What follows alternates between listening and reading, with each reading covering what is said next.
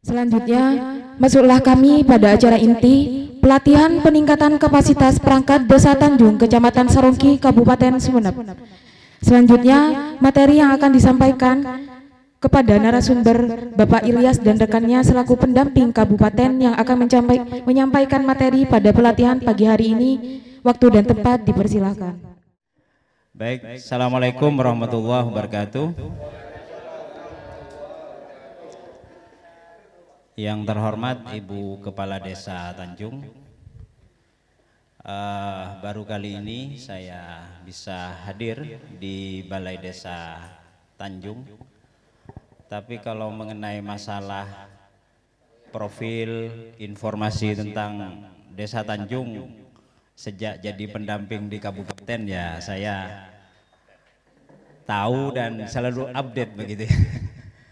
Termasuk juga status Desa Tanjung hari ini itu saya update ya. Jadi hari ini status Desa Tanjung itu sudah maju satu langkah lagi, mandiri Pak.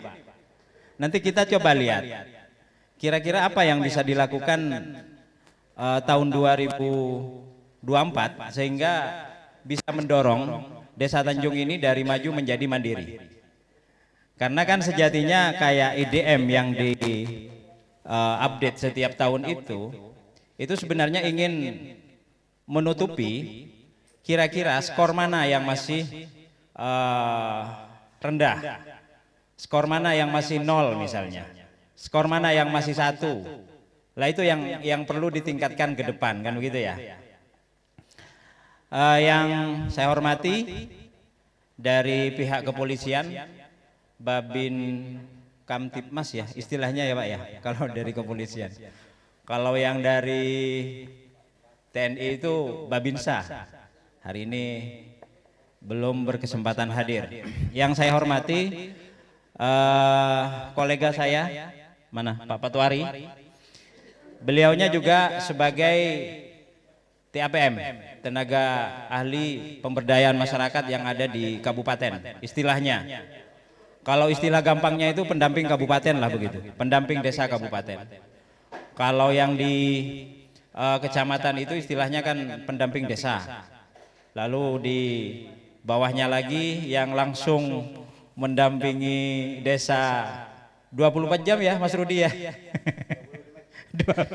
24 jam itu namanya pendamping lokal desa. Yang saya hormati Mas Mahbub, ada Mas Hosen, ini pendamping desa. Lalu yang mendampingi Desa Tanjung dari pendamping lokal desa adalah Mas Rudi.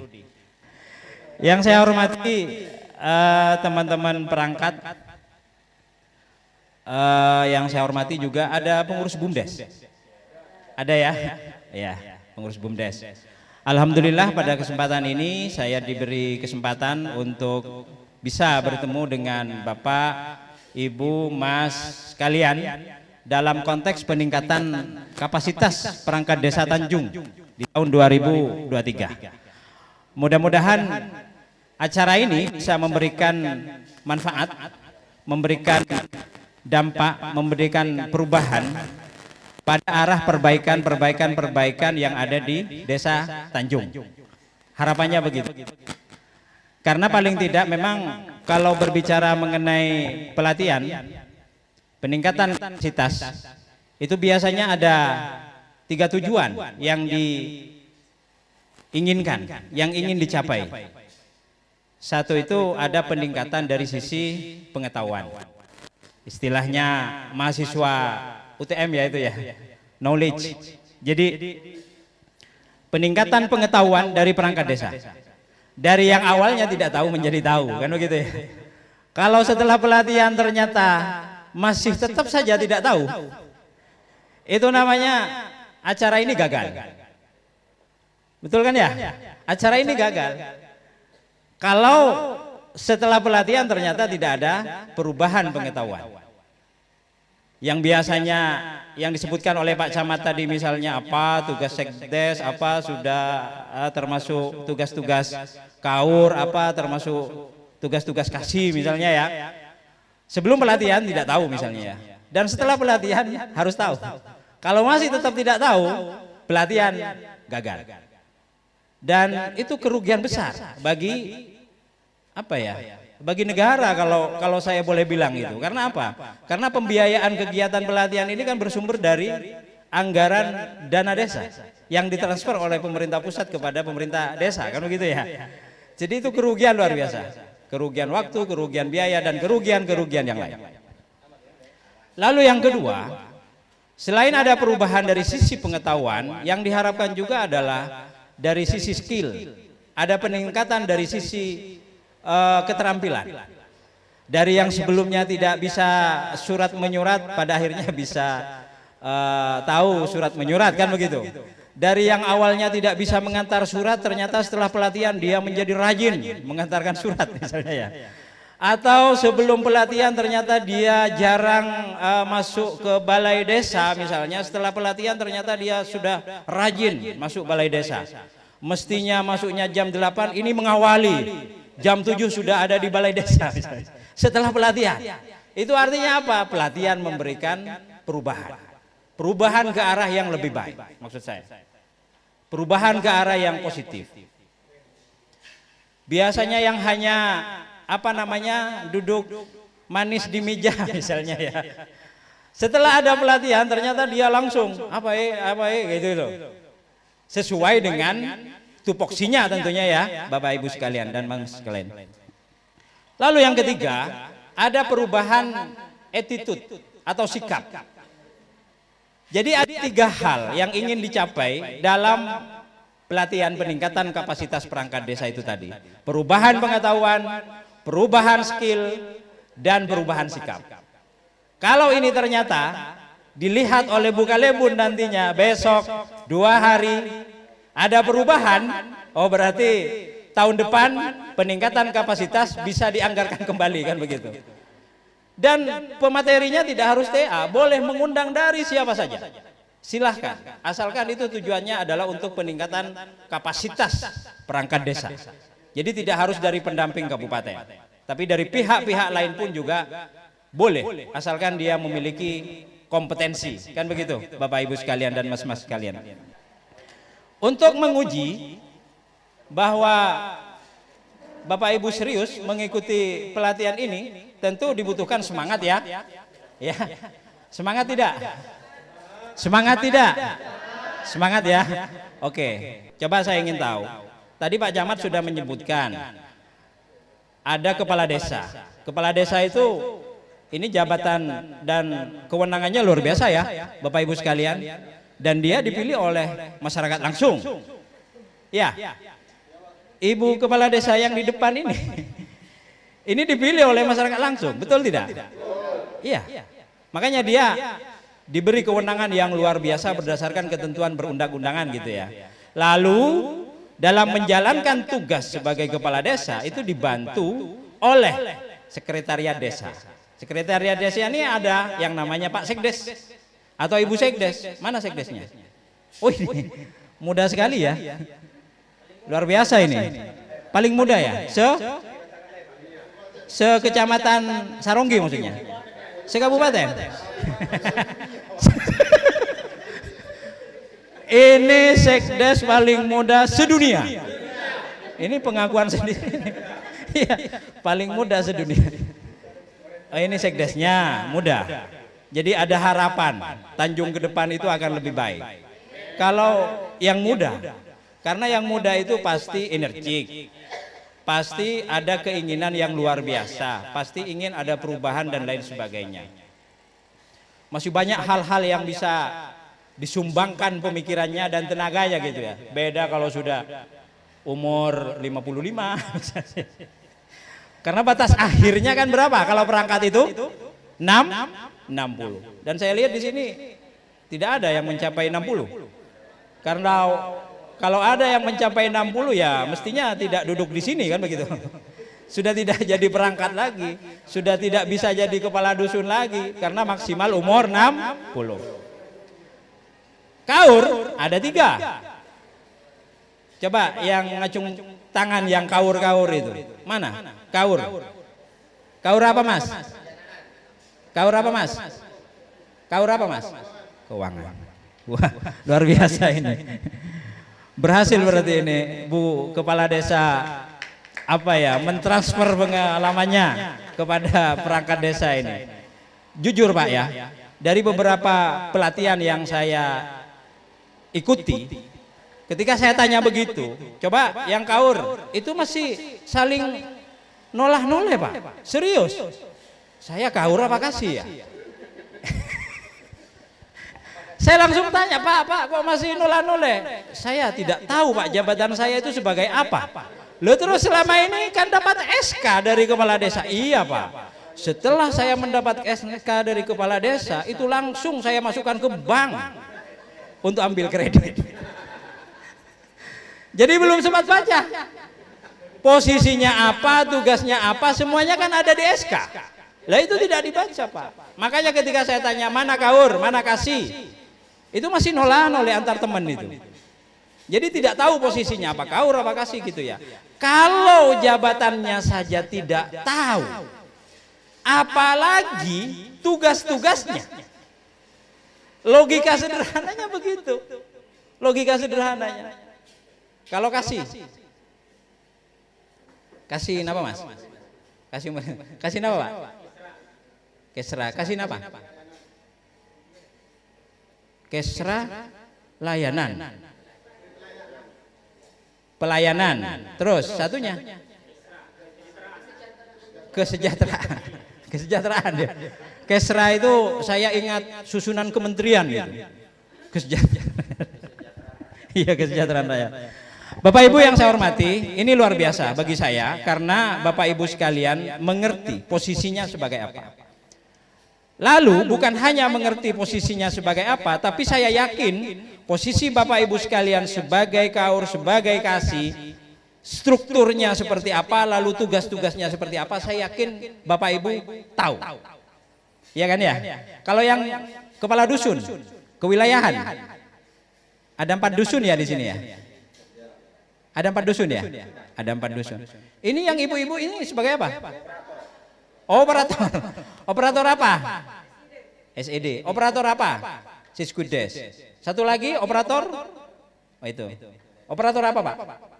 Oh kependudukan. Baik Bapak Ibu sekalian. Sebelum saya melanjutkan, saya ingin bertanya terlebih dahulu dari, kan ini pelatihan ya. Pelatihan itu harus mengetahui terlebih dahulu kemampuan yang dimiliki oleh pesertanya Pak. Jangan-jangan pesertanya sudah paham lalu saya masih menjelaskan lagi, itu percuma. Jadi kalau misalnya saya tanya paham, ya berarti saya tidak perlu berlama-lama. Karena sudah paham kan begitu. Kayak perencanaan ya. Perencanaan yang ada di desa, itu salah satu tugas dari kaur perencanaan. Perencanaan apa yang dimaksud? Dari RPJM.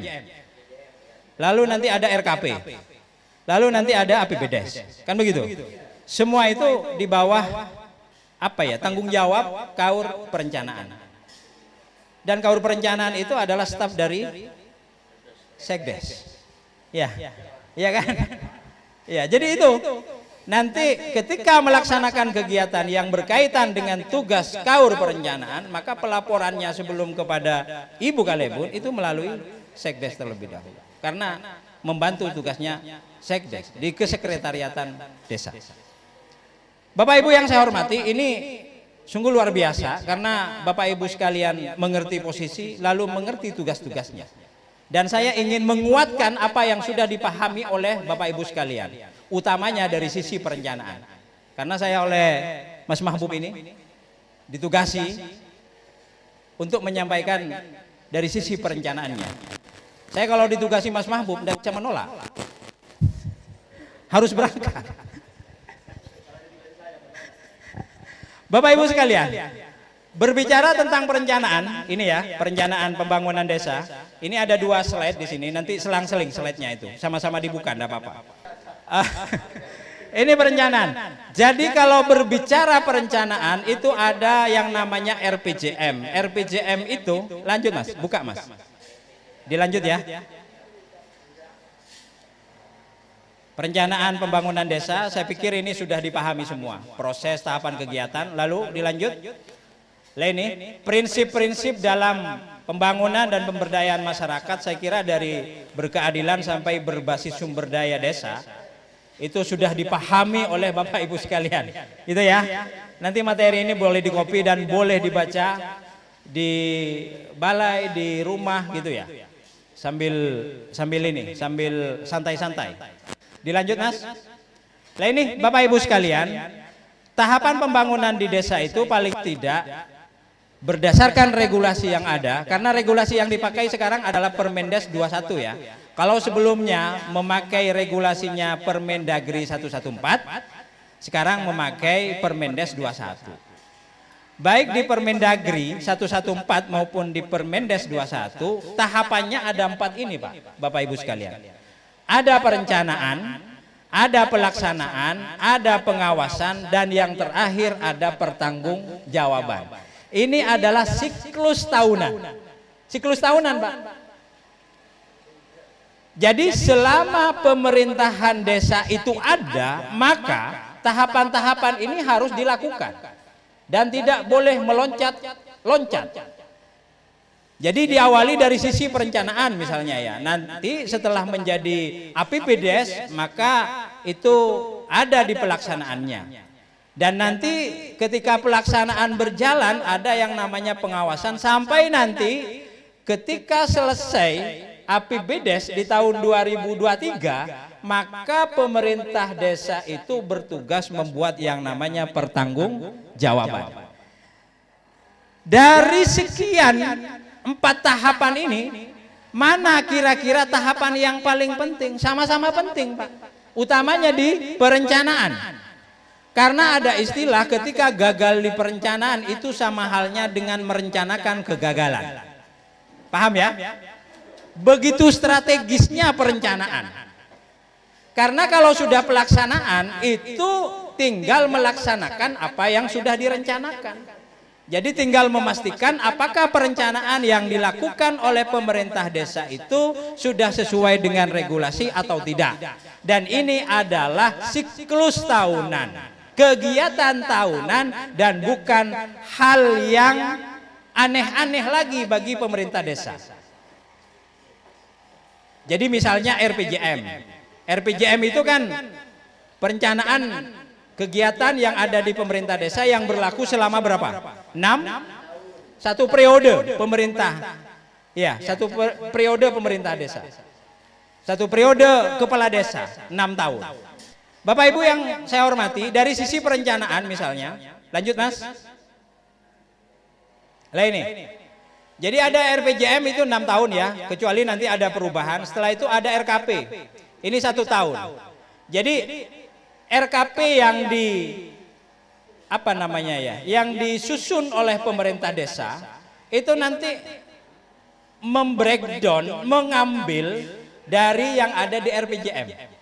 Jadi kalau yang ada di RPJM itu kegiatan ada 100, tentu 100 itu kan tidak bisa diselesaikan dalam 1 tahun. Pemerintahan desa gitu ya. Akhirnya harus ada yang dipilih dari 100 itu, ambil 20 kegiatan untuk tahun 2023 misalnya. Yang belum terlaksana nanti dilaksanakan pada tahun 2024. Lah itu. Jadi diambilkan dari yang ada di RPJM. Lalu kalau misalnya ada kegiatan-kegiatan lain di luar RPJM boleh tidak? Lah itu nanti menjadi bahan diskusi Bapak Ibu sekalian. Setelah saya menjelaskan lebih lanjut tentang materi ini. Lanjut? Saya kira ini sudah ya kalau RPJM ya. Karena Ibu itu Ibu Kepala Desa sudah punya RPJM ya. Tahun berapa itu? Ya, Mas Sekdes. Tahun berapa RPJM-nya Ibu Kepala Desa? 2000? 2022 sampai 2027 ya. 2022. Jadi setelah dilantik menjadi Ibu Kepala Desa, maka 3 bulan setelah dilantik itu beliaunya diberi tugas untuk menyelesaikan RPJM selambat-lambatnya. Dan itu sudah dilakukan ya. Dan dokumen RPJM-nya itu harus diamankan. Karena biasanya ketika proses audit dilakukan, baik oleh inspektorat, oleh BPKP, atau oleh KPK misalnya ya, maka yang ditanya salah satunya adalah dokumen RPJM.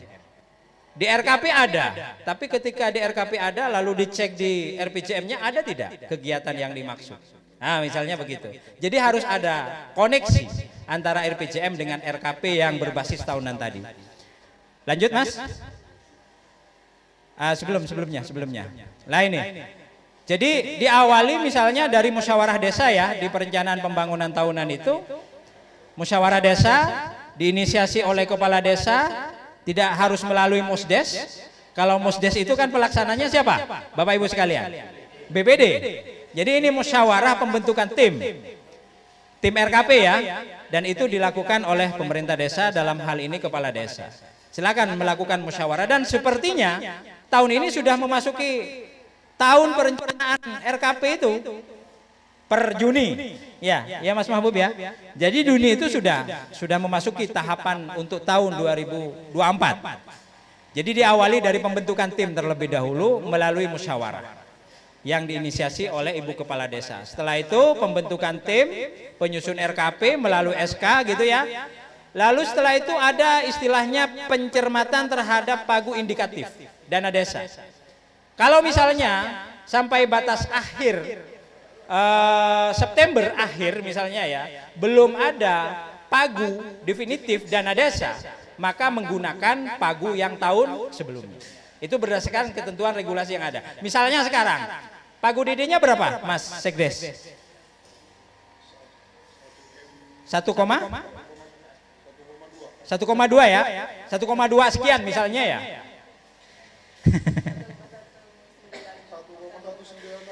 Oh 1,1 misalnya ya.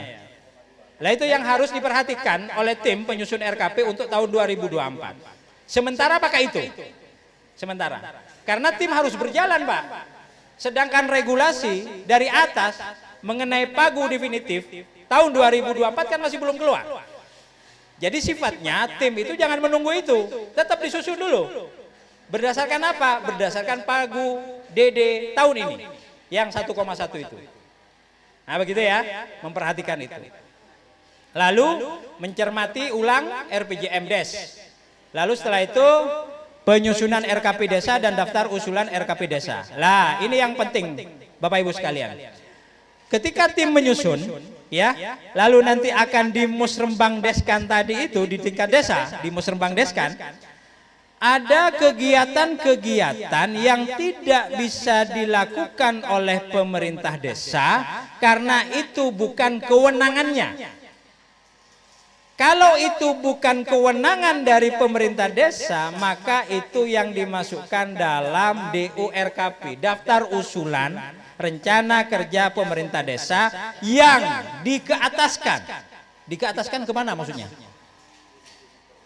Bukan kepada Allah Subhanahu wa Ta'ala. Dikeataskan itu disampaikan ke kabupaten. Kalau itu bukan kewenangan kabupaten, biar dikeataskan ke provinsi. Kalau itu bukan kewenangan provinsi, biar dikeataskan ke pemerintah pusat. Contoh, membangun gedung SMA. Apakah itu kewenangan pemerintah desa? Bukan. Maka jangan sekali-kali pemerintah desa itu memasukkan kegiatan membangun gedung SMA misalnya. Itu bukan kewenangannya. Kewenangan siapa itu? Kewenangan pemerintah kabupaten. Dimasukkan dalam DURKP. Saya tanya lagi, kalau pembangunan gedung PAUD, apa itu menjadi kewenangan pemerintah desa? Masuk ya? Masuk ya? Masuk Pak Eko. Masuk itu menjadi kewenangan dari pemerintah desa membangun gedung PAUD. Di sini ada ya gedung PAUD-nya. Pemerintah desa punya. Oh dalam proses mau membangun ya. Lah itu maksudnya. Jadi ada istilah DURKP itu kegiatan-kegiatan yang tidak bisa dilakukan oleh pemerintah desa karena itu bukan kewenangan dari pemerintah desa. Lalu setelah itu Bapak Ibu sekalian ada yang namanya musrembang des. Lah kalau konteksnya musrembang des ini maka pelaksana kegiatannya adalah pemerintah desa. Kalau musyawarah desa penyelenggara kegiatannya adalah BPD difasilitasi oleh pemerintah desa, kursi, kue, konsumsi dan lain sebagainya. difasilitasi oleh pemerintah desa. Tapi kalau Musrembang Des itu wilayahnya pemerintah desa. Jadi yang mengundang dan segala macam itu adalah Ibu Kades. Lah di Musrembang Des kan itu. Musrembang Des itu persyaratannya pun juga ada Bapak Ibu sekalian, siapa-siapa yang diundang dari unsur-unsur yang ada di Desa Tanjung ini. Misalnya unsur perempuan, unsur tokoh masyarakat, unsur disabilitas, unsur tokoh pendidik dan lain sebagainya. Dan saya belum baca di regulasi itu ada unsur perwakilan dari para janda, tidak ada. Tidak ada.